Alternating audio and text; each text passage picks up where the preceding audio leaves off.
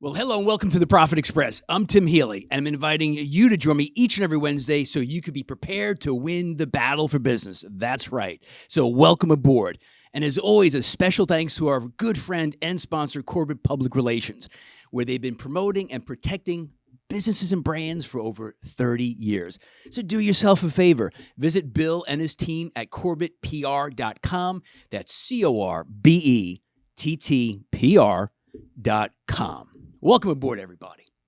Now, to win the battle for business in 2023, I think you'd be really hard-pressed to win that battle if you're not fully embracing technology. And technology has always been one of the industries that's gone at breakneck speed. But I don't know, it just seems that the disruptive technology is what's new. It seems like it's even faster than ever before. You can't open your eyes nowadays without hearing something about ChatGPT, AI, robotic automation, and the list goes on. So that's why I'm really excited for today's guest. He's Matt Pomara, and he's co-founder of Ark Technologies.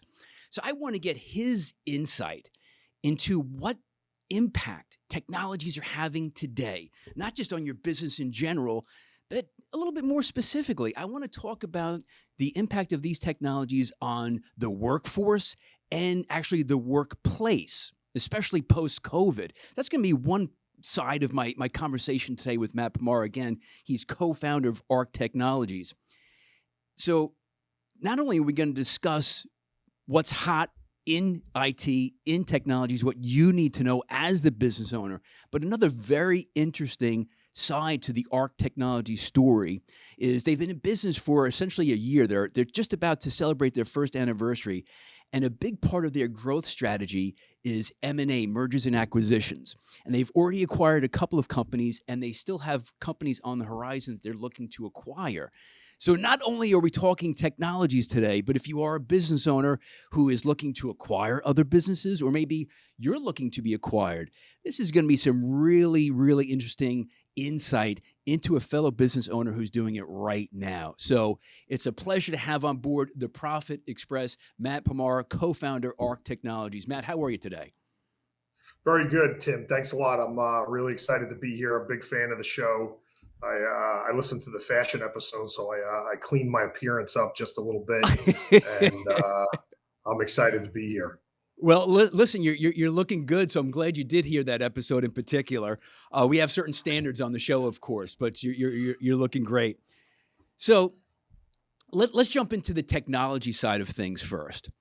From your firsthand experience, what is the number one disruptive technology that is having a positive impact on businesses in 2023? As far as a positive impact, look, I think the journey to the cloud is just about there now. Where I think that Mm-hmm. most people are focused and they're getting towards going to the cloud. That's alleviated a lot of a lot of the challenges that being in the IT business, right? So you're a company, you sell, I don't know, name it, auto parts. Mm-hmm. Mm-hmm. Now that you're in the cloud, you're kind of out of the IT business. I think that's been a positive impact. Look, I think AI, you can't stress AI enough now. And you had mentioned, Chat GPT, really having just it really is starting to show the way that we can move forward, and just what the possibilities will be. Really, it's just really exciting. It's an exciting time to be in the business. The collaboration technologies, although now we're starting to see the migration back to the office, right? So it was everybody, everybody got sent home, and now everybody's going back. In Yeah, some but cases, kicking and screaming. you took the words right out of my mouth, Matt. They're like, either some people can't wait to get back in because they want to kill their spouse for, having to work from home, or they like, no way, there's no chance I'm going back. Yeah, and look, I want to hit on one other thing and I'll be the first to tell you, I'm not an expert on it, but it's something that's in my sights and something I'm working, very diligently on is, quantum computing.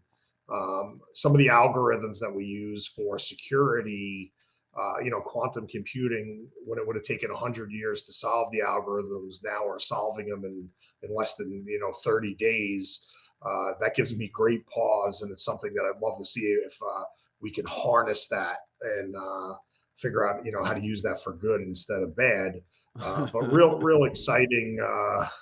Like it's a great time. I spoke last night at a school district, and I was Mm. talking about the jobs. And when I look at the job landscape, there's no job now really anywhere that technology doesn't play some sort of role.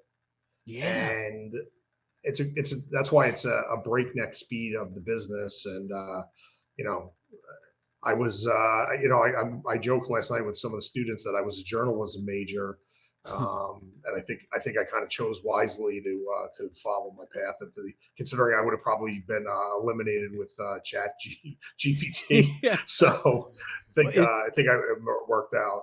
it's funny you mentioned that. Like, what what jobs, what professions aren't going to be impacted, some more than others. I had John Taffer, you might know him from Bar Rescue. I had him on the Yeah, of show. course. I watched the episode. That was a great episode. Yeah, and you know what I mean? So you figure, all right, if you're a chef, all right, you've got to be safe if you're a chef. He actually has Taffer's Taverns, which is a franchise concept. He's already got a number of them around the country, and he has taken, because of technology, Matt, and reduced the staff and the footprint all by automation and technology, even in the restaurant business. That was a real eye opener for me. I had a very late night the night before, and so I was stopping before I went to speak yesterday. Hmm. I went to stop and get a cup of coffee, right? Because I wanted to be ready to go. And what amazed me was the place I went to.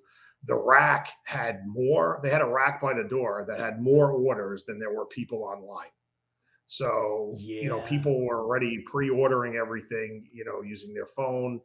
And it's a pretty elementary concept, but think how long it's taken that now that's the rule, not the exception anymore. So really, and even the automated ordering at Hmm. different Hmm. places. So yeah, it's amazing to me on the tech side. And then look, the other thing, and to blow everybody's mind. And again, I don't want to pretend to be an expert on this technology because I'm not, but I will. I know a lot about 3D printing because I've worked with 3D printers so basically since their inception. But Hmm. they're 3D printing food. Like people are 3D printing food. Like I Wait, wait, mean, wait, wait, wait, wait, so hold on a second. How do you wait? You mean for edible food? yeah, absolutely. You can look it up. You can look at it. They're 3D printing food. So not only can you 3D print houses now, you can 3D print food. I'm sorry, Matt. That does not sound very appealing to me. I don't know. It's you see. And here's the thing. You mentioned something with AI a little while ago. You said with quantum computing. I think you said and the massive Yeah, yeah. capabilities it has, and can it be used for good versus evil? And we talk about AI and Chat GPT. And listen, I'm just a host of the Profit Express. I'm a sales trainer and coach, so I just hear what I hear online and on the news.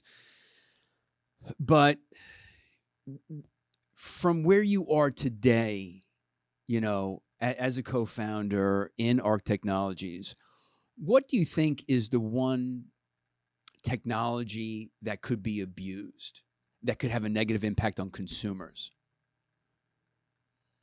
Oh man, that's a great question.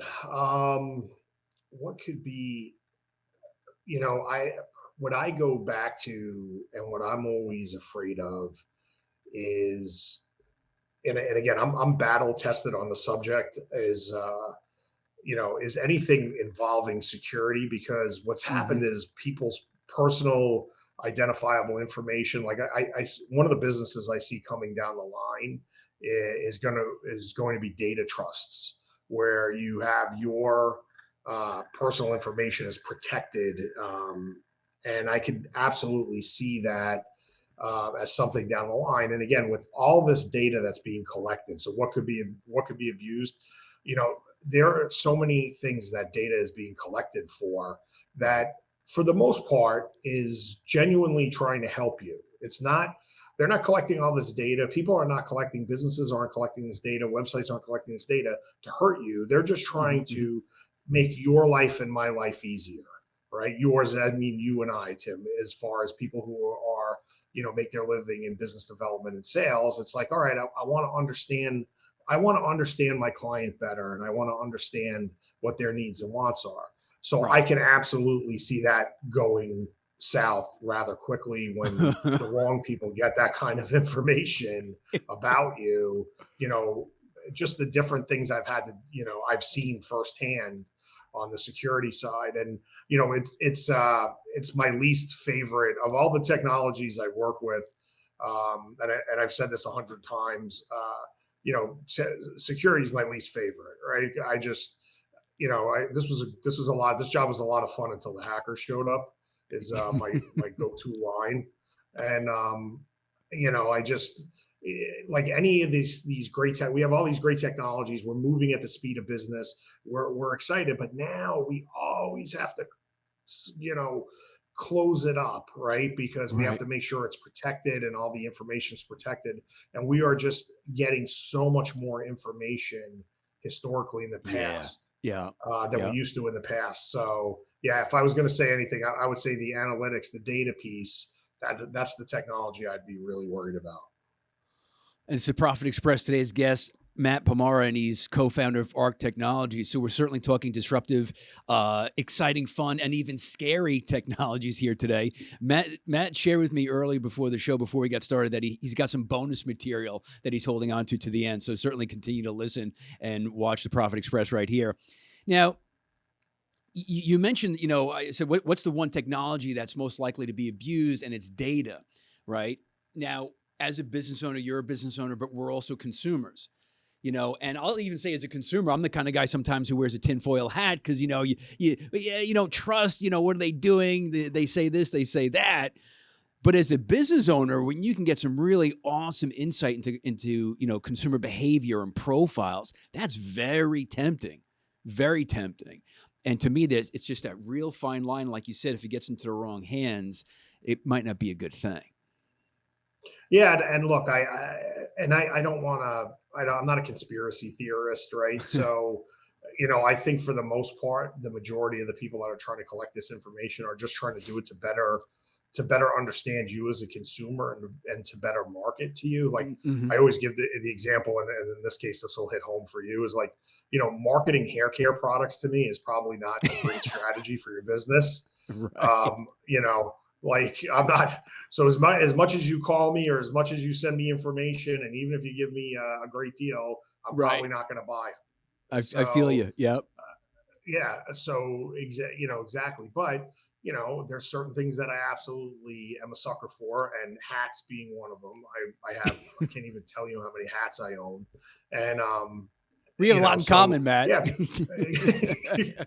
Well, that's by necessity, I would always say in that case. But I do love hats, and I wear a hat. Um, I wear a hat almost every day, and Right. I want to make So marketing a hat to me makes a lot of sense. And then if you know the kind of styles of hats I wear, right? So I'm a businessman. I don't show up at a business meeting with a baseball cap on, although I Right. have a ton of baseball caps as well. I don't show up with a baseball cap on, but I will wear like a flat cap, or I'll wear a newsboy. Um, you Sure. know, so I'll mark. So those are things that make sense to market. So they'll look. Looking at my buying profile. I actually think that's a good thing. I think that really helps. But again, if people, figure out, I don't know, my head size or something that they can use against me at some point, that's where the challenges come in. And that's where, we really have to be smart about how we are protecting our consumers and safeguarding all our information. All right. So now I might sound like the conspiracy theorist, but since I have you here, I can't help. And I'm also asking the questions for the listeners. So, how many times, maybe you can relate to this? I know I've been sitting with my wife in the living room after dinner. The phone, right? You're going to ask about the phone. And we're talking about this is an example where we were talking.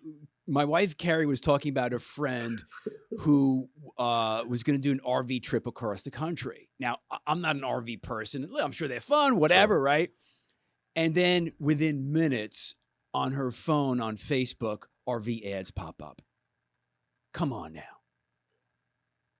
Yeah, look, there's definitely there. I would, I don't claim to know the exact technology, but I would tend to agree with you. And my stepson and I did we did a whole thing where we kept saying baby carriage, just like every other word. We're like, let's see if it, and then like literally the next day, baby carriages come up. So yeah, I do Right. get where you're coming from on that. And the fact that people are like attached at the hip to their phone, literally, like the Yeah. concept of like putting their phone down is just so foreign now. Right. But no, that I on a conspiracy that one I might concur with you on, because I've Okay. definitely seen it firsthand. All right. So I'm And not it's funny. nuts. Yeah, not nuts. And I'm a Google guy. I have a Pixel, Google Pixel, and then Right. a lot of my family members are iPhone people, and I've seen it with both. So I think there might be something to that. I'm sorry. I had to bring it up. I couldn't help myself. No, So I know, and it's funny. Everybody asks me that. That's great. yeah. Well, we can all relate to it. Now, Yeah. again, you're co-founder of Ark Technologies. With all the different businesses that you serve, um, is there an industry that's lagging behind when it comes to embracing technology that you might have kind of noticed? Yeah. So there's a couple different industries that I think. So one of my clients, and they're actually good friends, are the legal, the legal field, right? Mm, And serving mhm. the legal field is an interesting challenge. I work with a couple of law firms that are phenomenal, that I'm real proud of. But I'd Sure. say that, look, I work in education, and the disparate. I work with a lot of school districts throughout New York, and Long Island, New York Hmm, State hmm. and Long Island. And some of the school districts are so far ahead of other school districts that are just lagging behind, Yeah. that it really puts the students at a huge disadvantage when they get away. Again, I spoke last night at I think one of the most forward-thinking schools on Long Island in Mineola School District. One of the people that spoke on the panel were talking about basically how far behind our high schools are, and that's at one of the best school districts, most advanced school districts on Long Island.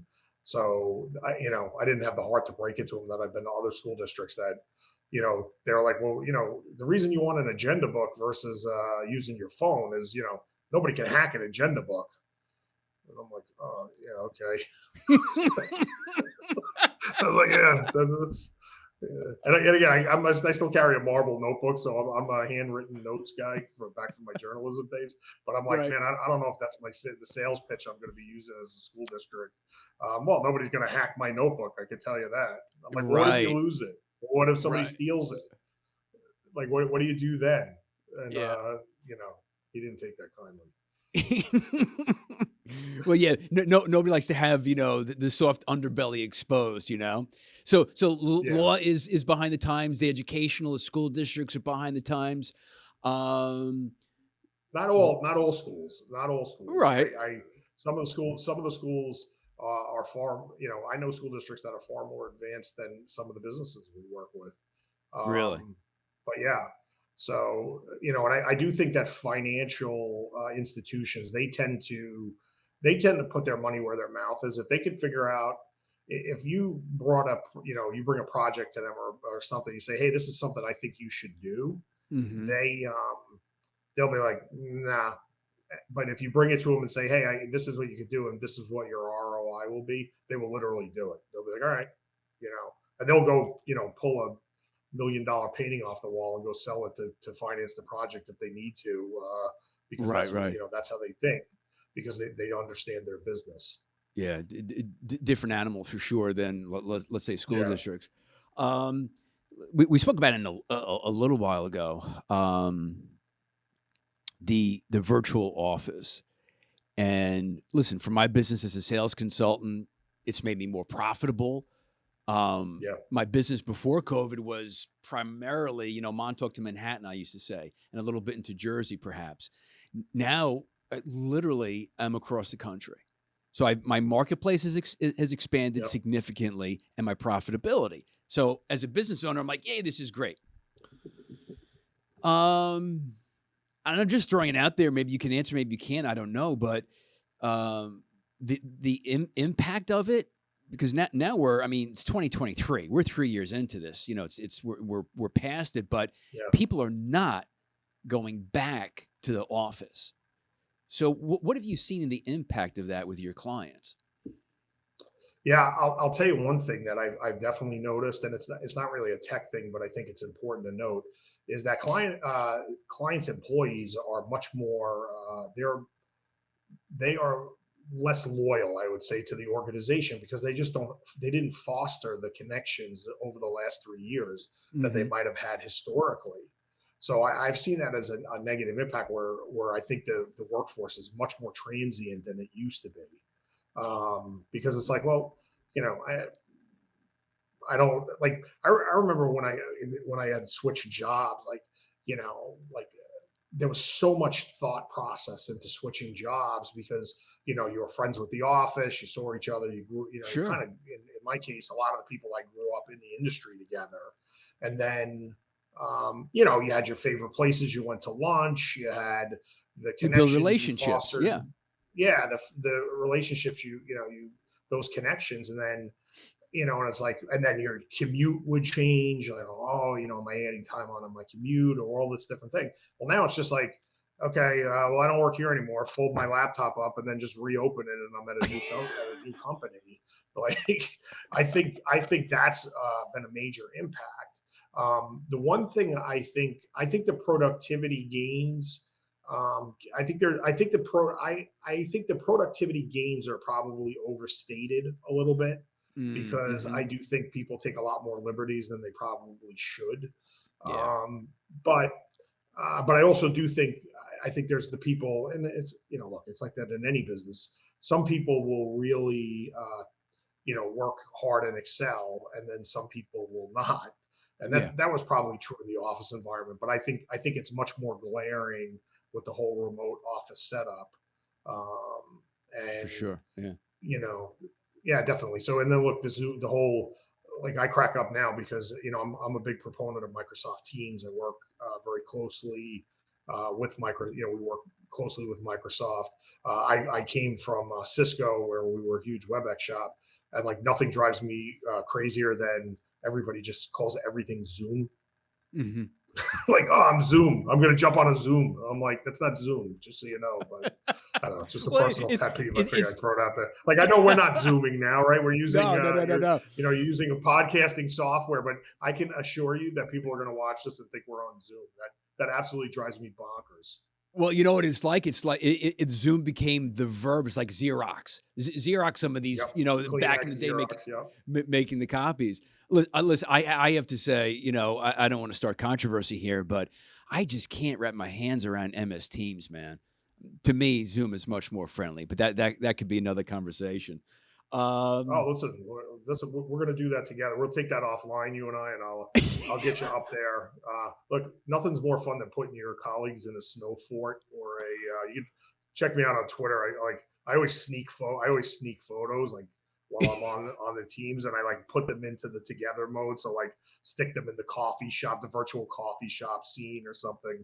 And Well, everybody's like trying to keep their eyes on my hands to make sure that I'm not snatching photos. it's like, what is Matt up to next here on MS Teams? You got to be careful of Matt. Yeah, if he's on your meeting, watch out. Matt's here. So again, technology is one of the industries that moves at a breakneck speed. It always has, by the nature of it, compared to most other industries. So as much as we've gone into a discussion about technology today and some, AI compared to technology 20 years ago, it makes for interesting conversation. But I want to kind of steer the conversation now, because Ark has an interesting approach for growth. Okay. You're coming up on your 1-year anniversary, and for business, it's like you're brand new, right? Yeah. But Yeah. M&A is a big part of what you do, and you've already acquired a couple of companies. I still think you have some kind of on the horizon. So first, let's We do. talk about why is M&A a part of your strategy so early on? Yeah, so my business partner and the founder of the company, Walter Cook. Him and I had no we've our orbits have crossed over the last basically 30 years of my career. Hmm. And I met him when I was a summer intern, when they were in the process. Him and his partner Len Fassler, they were trying to acquire a company that I was interning at, and then it kind of went from there. So I went to a company, they acquired that company, and we built a roll up strategy. And that started with two people in a room, and then it went to $250,000 business, and now that business is thriving. It's been sold since, but it's Right. thriving now. So we have really good people that are really strong in that area. And you know we do a couple of different tactics. That's one of them is rolling up companies, and trying to get economies of scale, and also putting the best of breed, and making I would say, like, if you put a bunch of gems together, we're turning them into a necklace, right? Or a bunch of pearls together and making a necklace. Right. Right. So that's one of our strategies. And then look, we do something called acquihires. I was an acquihire, so the original idea, I helped with the original business plan, but the two guys who founded the company, they started Wait, in an April. I didn't aqua-hire, join. you saying, Matt? Let me jump in there. Yeah, What is an aqua? I've actually yeah. not heard of the term aqua-hire.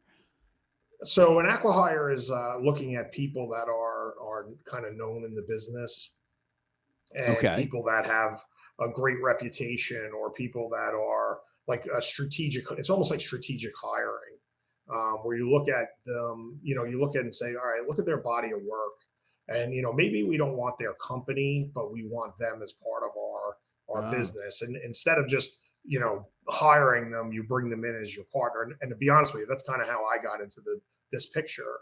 I was working at Cisco Systems. I came from what I like to say is one of the greatest companies in the world.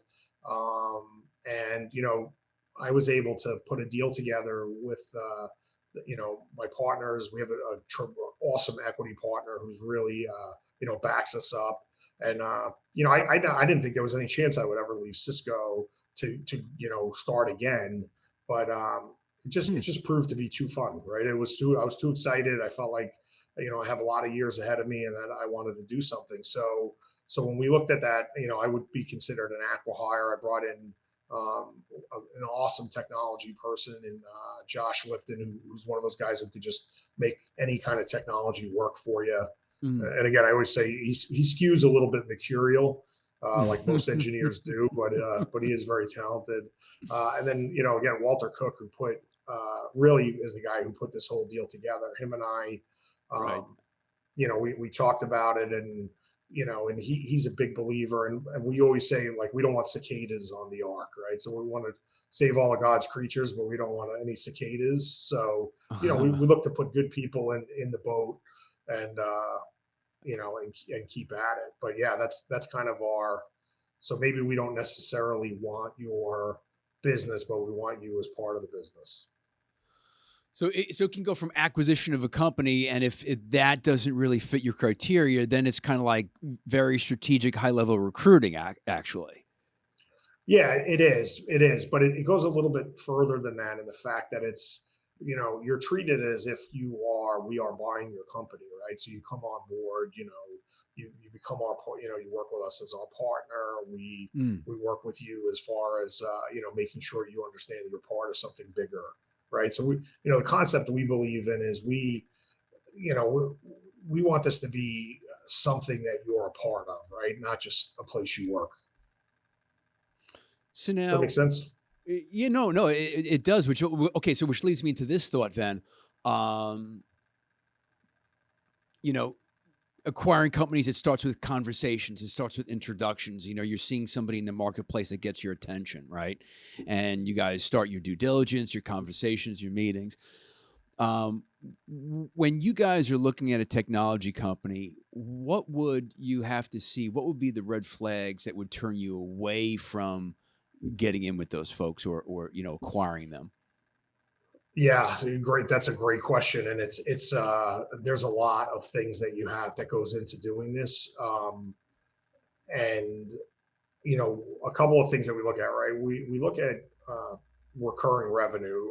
I think that's a no brainer for Mm, anybody in business, but we look at one of the questions I always ask is, who's your number one client, and then how long have you had them? That's the first mhm. question I would always ask, and it's you know for for me, that's to me something very important because you know troubles are going to come, right? Mhm, So mhm. there's going to be problems at some point. In any relationship, there's always a challenge. So you have to look at, and when you had a problem, did they stick with you or did they run away from you? Mm, And so if you mm. have clients, that are multi-year clients, that's a big part. We look for, people that are strong. When we look at a company, we look at them that are strong as far as their abilities, right? And we want it to be a business that we're comfortable in. Again, I reluctantly am in the security business just because I know how important it is, and Right. it's the most needed. So like we're looking for companies that have really strong security talents, security postures, understand the Mhm. market, Right. any of the cloud-based Azure, Microsoft cloud-based strategies. Um, those are all things that we take a peek at. And then look, the one thing that I think is important, and this is much harder now to understand, is culture. Mm. Do people want to be together? Like, are you, at and nobody really works a 9 to 5 job. And if you're technology, you really don't work a 9 to 5 job anymore. But like, Right. do you choose to associate with people? Those are soft things to look at. So anybody can look at the numbers, Yes, but those are soft culture's things that not we take a balance look sheet. at. Right. Correct. Yeah, and Yeah. we're big believers in it. Like we're all branded, right? We all wear our Ark swag. All over. I'm kind of like the chief swag officer as well. So like I wear a ton of Ark stuff. And it's funny too because you had met. I listened to your show. And I've been wearing t-shirts to client meetings. I wear a sport coat though, but I do wear a t-shirt to a client meeting. So I heard that a couple times on there, and I was laughing about it. But I do like wearing an Arc t-shirt and stuff like that. But Sure. because like we believe in our brand. We like what we're doing, and we want to see people that believe in it. Um, our last acquisition, we bought a company called Veris Visalign right out of the Philadelphia, right by the Philadelphia area. Mhm. Great Microsoft partner, tremendous reputation. Their founder, Deb, uh, you know, like, and again, they don't let me write the checks, so I don't, so I'm not in charge of writing the checks. But like the first day I met her, I was like, man, I want to be in business with them. Like whatever Right. it's going to take, because great partner. She's exactly somebody you'd want to be in business with. So I'm like, whatever happens, like Okay, wait. we So got to so get. so Matt, that's a good point. They don't give you the checkbook, but when you meet Deb and you see her and you're face to face and you're having conversations, what was it about her in particular where you said, "All right, she's it. I want to get into business with her." Cared about her clients. She literally, I could tell she cared about her clients. And when I asked her a Mm, question about one of her clients, like she was down to she knew everything about them. She knew, she was just immersed in the client business, mhm. in her client's business. She understood it and how best to help them. And I was like, look, that's a rare find. Like people Yeah, don't, yeah. customer service, right? I loved your show on customer service as well. Like customer service, like that's all. I would say that's an easy thing to teach, but unfortunately, it's hard to teach now because people don't No. really understand it. Yeah. To me, it's common sense, but it's totally lost now Oh God. on the customer service piece. So, when I saw it, I was like, man, that's somebody I want to be in business with. The first acquisition, and that happened before I even came on board. Right. The first acquisition was this company out of New Jersey called DCI. I liked everybody I met, everybody I talked to on the phone. I was like, these are people I want to be in business with. Like, and again, I'm the worst because I get go fever. So what, Walter's the more discern. Those guys are the discernible eyes. Like they could never trust me because this thing would have been like I would have bought like 50 companies. I would have been out of money by like the third, like the third week. But no, like I was like these all this company cares about is helping their clients. Right. That's first, second, third on their agenda and what they're trying to do when they meet. And that's exactly how I feel. So when you meet like Right. people, you're like, okay, let's definitely do this. So I mean, we're talking about mergers and acquisitions. Today's guest, Matt Pomara, he's co-founder of Ark Technologies, and that's a part of your growth strategy. But it's funny. It's like obviously you have, whether it's internal or you seek out valuation experts. I know you guys will go through the numbers. You'll go through the balance statements, the P&Ls, and all that good stuff, and looking at the numbers. But everything that you just described to me, Matt, which is very interesting as to why you guys have acquired some of these players, it's feeling, and it's emotion, it's culture. That to me is what kind of, like, once the numbers kind of make sense, it's really who they are, how they do business, and culture. That's what I'm getting from it. Yeah, absolutely. I think that's a huge part of it. And for, I know that's something that, that's something I know that Walter Cook really values. And I've seen it firsthand because one of the things, it's funny because one of the things that Deb shared with us was one of the reasons she wanted to do the deal is that, a couple of us worked together at a previous place, and like we wanted to do it again. And I probably, when you work at a company like Cisco Systems, it's an amazing company, and there's so much opportunity and availability to you. The idea of walking away from that, some people were like, "Are you out of your mind?" Some of those people, including my wife, who were like, "Look, we have a great life. This is a great company. We have phenomenal benefits. You're going to start again." But Right. you could tell my entrepreneurial spirit just wasn't being fulfilled. So I had to go out and go chase it down. And I love it. Yeah. when I met with these guys, I met with these guys, and I went to the meeting with like, "Hey, this is a courtesy because I have so much respect for Walter because of our years together." That I left it and was like, "Oh my God, I got to get this done." I called, I called Josh Lipton literally in the Uber ride home. I was texting him like, "Let's go. Let's get this party started and let's do this again." So yeah. So you had the entrepreneurial itch. You had to scratch it.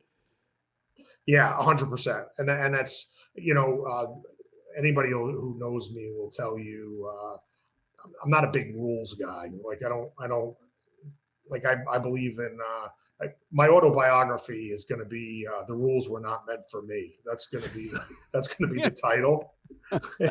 And like you were the downside of working at an awesome company like Cisco is there's a lot of rules, and they were not I might not have necessarily followed a lot of them.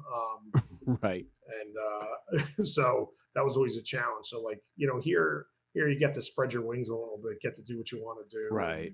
And look, at the end of the day, it's the charge I get, Tim, and what my number one thing that like you want to get me going and rolling is when a client calls and says, "I got a problem, I need your help." Like I will do whatever I have to do for my clients. I will run through a brick wall if I think it's going to help them, achieve something. And I would tell you almost down to the person, the clients will back me up when they say that. And sometimes that rubs a lot of people the wrong way because I also don't, again, I don't adhere to a lot of traditional rules that probably some people should say you should follow. But I believe in doing what's best for the client, and at the end of the day, it served me. And so far, I'm almost 30 years into this, and still going strong. Don't change now. Don't change now, Matt. Listen, with technology, with mergers and acquisitions, we could keep going. No doubt. Yeah, absolutely. I teased the audience a little bit that you said, "Hey, Tim, there's I got a value bonus I want to share. We'll hold it to the end of the show." So I mean, there's so much to talk about. We did cover a lot already. So what's the one thing that you got a business owner, a manager, IT person listening now? What's the one thing that you want to share with them that gets them thinking that they may be able to, incorporate or embrace in a way that can make a bottom line impact with technology? So, so here's the thing. I'm a little superstitious, so I don't want to jinx it. But what I will say is this: I will say that we embarked on a, um, and it's funny too because my partners are absolutely going to kill me for saying this, but we embarked on a journey where part of this organization, data analytics was going to be a big part of this organization's strategy. And we did a pilot project with some school districts, and I think we're right. We're just about there to build, to bring this thing in for a landing, and I'm very excited at what the prospects are going to be. When we're ready to roll in the next few weeks. So totally, that's an offline conversation, but I'm putting it out there in a space. But very excited. I think we're gonna change the way the market works when it comes to analytics on the school district side. As far as education data, Really? and then then I'm going to put, since I put myself and Josh on the spot, I'm going to put Walter Cook on the spot. I say we get 3 acquisitions done before the end of the year. Really? In 2023, three additional acquisitions total. Wow. I'm putting the heat. I'm putting the heat on them. I'm saying they're going to get 3 acquisitions done. I'd be happy with 1, but I'm going to say they're going to get 3 done. So I'm putting them under, shoot for 3. Absolutely. I'm putting them on notice here. You heard it here first on the Profit Express. So we had an exclusive here in the Profit Express. Yes, we have exactly. some. I'm challenging them. Let's get. We it have done. some massive M&A activity at Ark Technologies, and we got a little bit of a tease of essentially data analytics and its potential. We're talking game-changing impact on the school market. Is that what I'm hearing? Yes, and actually, you know what? Too, I wasn't going to tell anybody the name, but I'm going to tell your listeners, the name. It's going to be called Architect. We're dropping a little branding. I like that. Very nice. Architect. We're very excited about it. I think we got a winner here. So come on, I gave you a couple. That's a couple to get. Listen, I would have been happy with 1. I mean, that's fantastic. Listen, this has been a great conversation, Matt. I appreciate your time. Thanks for jumping on board the Profit Express. I love the energy. I love the passion. And you know what? It sounds like, you and your partners, there's a good balance. You're the energy guy, the fun guy, not listening to the rules. And you got the other guys maybe a little bit more buttoned up than you. But it sounds like it's a really solid team. Yeah, absolutely. We're real excited. And, like I said, this is a rocket ship. It's about to take off. So everybody jump on board, and we're gonna go. Hey, it's funny. I want to snatch one of those mugs. I think I could probably pass that off as me. Well, so many people have mentioned, like, how many mugs does it take to host a podcast, right? You throw on some glasses. This is my Walter White look. I'd love to, I'll for sure send you a mug. And people always ask what's in the mug, but it's water. I tell you, it's nothing fancy, nothing exciting. But again, Matt, thanks so much for being on board today. Thank you. It was an honor to be here, and grateful, and really proud to be on the Profit Express. Hey, my pleasure. Thank you so much.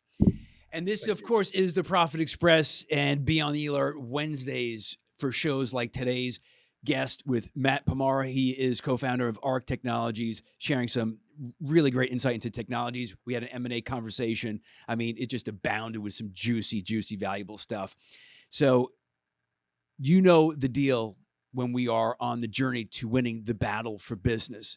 What are you going to do today that's different than you did yesterday to put you one step closer, being comfortable, being uncomfortable, because it is winning the battle for business. So until next week, this is the Profit Express.